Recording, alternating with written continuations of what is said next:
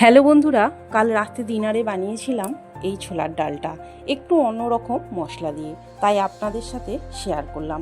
ছোলার ডালটা আমি 2 থেকে 3 ঘন্টার মতন ভিজিয়ে রেখেছিলাম, তারপর ভালো করে ধুয়ে নিয়ে রেখেছি। এবার প্রেসার কুকারে জল দিয়ে ছোলার ডাল, নুন, কাশ্মীরি লঙ্কা গুঁড়ো, হলুদ গুঁড়ো আর হিং দিয়ে প্রেসারের ঢাকনাটা বন্ধ করে দেব। তারপর গ্যাস জেলে গ্যাসে বস করিয়ে দেবো। 2 থেকে 3টি সিটি দিয়ে গ্যাসটা বন্ধ করে দেব। একটু প্রেসারটা ঠান্ডা হলে খুলব। ছোলার ডালে দেওয়ার জন্য একটা ভাজা মশলা বানাবো। তার জন্য নিয়েছি গোটা ধনে, গোটা জিরে, গোটা মৌরি, দারুচিনি আর গোলমরিচ।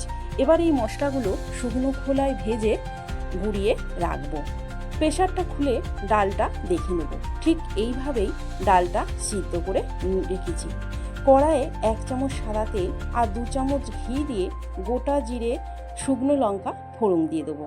তারপর গ্রেট করা আদা আর কুচানো টমেটো আর অল্প নুন দিয়ে একটু ভালো করে কষিয়ে নেব।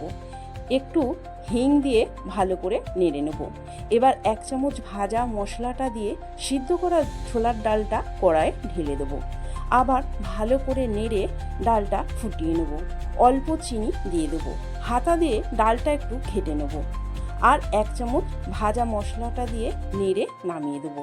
এই নিরামিষি ছোলার ডালটা দারুণ খেতে লাগে লুচি, পরোটা, রুটি সবার সাথে। বন্ধুরা, আমার এই রেসিপিটা যদি আপনাদের ভালো লাগে তাহলে লাইক, কমেন্ট ও শেয়ার করে দেবেন।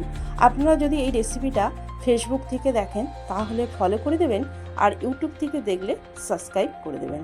ধন্যবাদ বন্ধুরা।